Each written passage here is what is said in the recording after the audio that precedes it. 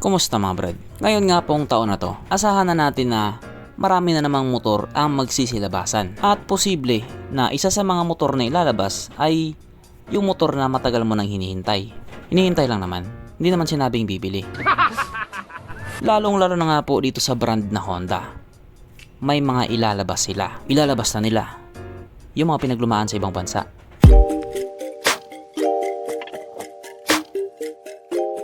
Pero syempre bago tayo magpatuloy, kung bago ka pa lamang napadpad dito sa aking walang kwentang channel, huwag ka na mo-subscribe.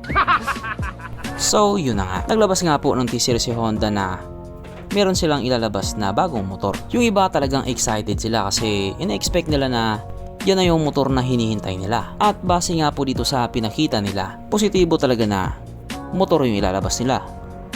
Yung iba kasi hindi motor nilalabas eh, etits.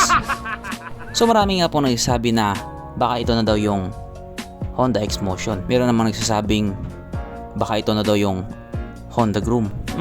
Pwede, pero depende. Kung titignan po kasi natin yung headlight niya, malabong X-Motion at Honda Groom itong motor na ito. Pero mas malapit siya sa Honda Navi. At ito nga po siya, ang Honda Navi 110. Kung titignan nga po natin yung itsura niya, parang familiar siya. Parang nilabas na siya ni Rusi. Parang lang naman. Kasi yung iba kasi kamukha niya. At sa maniwala po kahit sa hindi, itong motor na ito ay matagal na po doon sa ibang bansa. Lalong-lalo nga po sa western country. Kumbaga masasabi na rin natin na pinagsawaan na doon sa kanila, tapos ilalabas na dito sa atin. Tapos masaya pa rin tayo.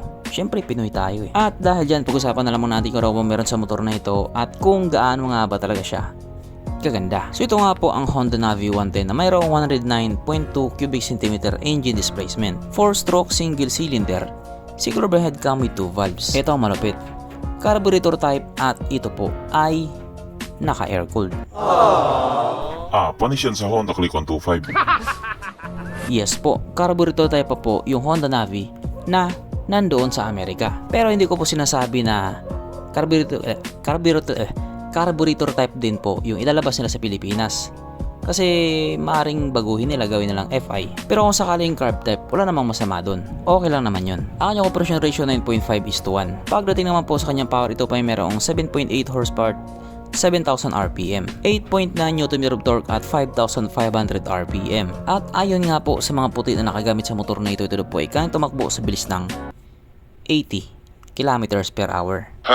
Pero kung sakaling yan talaga yung ilalabas nila, panigurado aabot na rin ng 100 kph yan.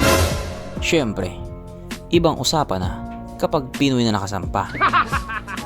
Ang kanyang tangke ay kaya makarga ng 3.4 liters fuel tank capacity na kumukonsumo naman na po ng 47 kilometers per liter. Hindi rin po masama para sa isang carb type. Ang sukat ng kanyang gulong 90/90/12 sa harap at 90/100/10 sa likuran. Pagdating naman po sa kanyang braking system, ito medyo old school. Drum brake sa harap at drum brake pa din po sa likuran. Pero hindi ko po sinasabi na kung sakali lang kung sakali yan talaga yung lalabas nila, hindi ko po sinasabing drum brake pa din yung sa harapan. Kasi pwede din naman nilang baguhin yun. Pwedeng gawin nilang disc brake. Ang sinasabi ko lang yung Honda Navi na nandoon sa Amerika, drum brake pa din yung mga preno niya. Pero nakakabilib naman doon kasi kahit mga Amerikano na yun, hindi sila nagre-reklamo. Tayo ang magre-reklamo. Ang kanyang seat ay mitaas na 762mm out of 54mm naman ang kanyang ground clearance. At ang motor nga po na ito ay may kabuuang bigat na 106 kilograms.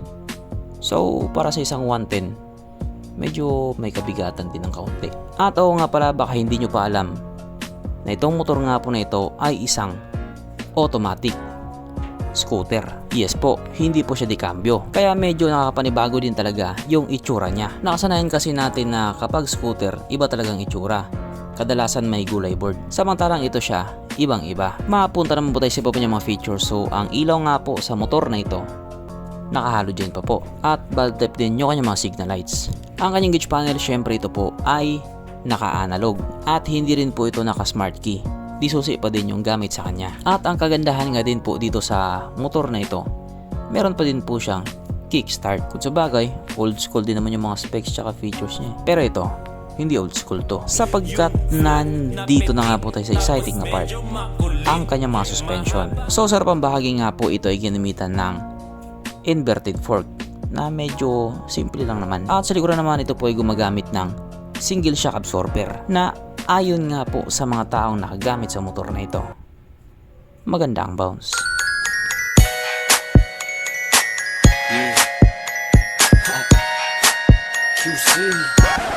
Syempre, meron pang isa.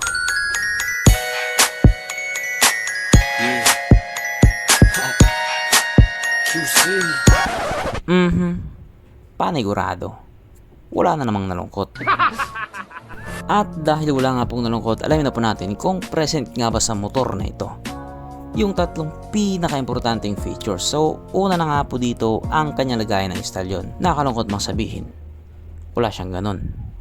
Wala siyang lagayan ng istalyon. Pangalawa, wala din po siyang sabitan ng pulutan. At oras na nga po para sa ating Red Horse check ang pinaka-importanting feature sa isang motor. At ayon nga po sa aking masusing pag-aanalisa, ang motor na ito ay kayang magkarga ng wala po siyang kargahan ng Red Horse. So therefore ang motor na ito, ayoko na lang mag-talk. At regarding naman po sa presyo niya, ipagdasal na lang natin na mura. Kasi pag minalas-malas, ikaw ang magmumura. So hanggang dito na lang muna mga brad. Kung may gusto kong sabihin or gustong idagdag doon sa mga sinabi ko, mag-comment ka na lang sa baba. Okay, bye!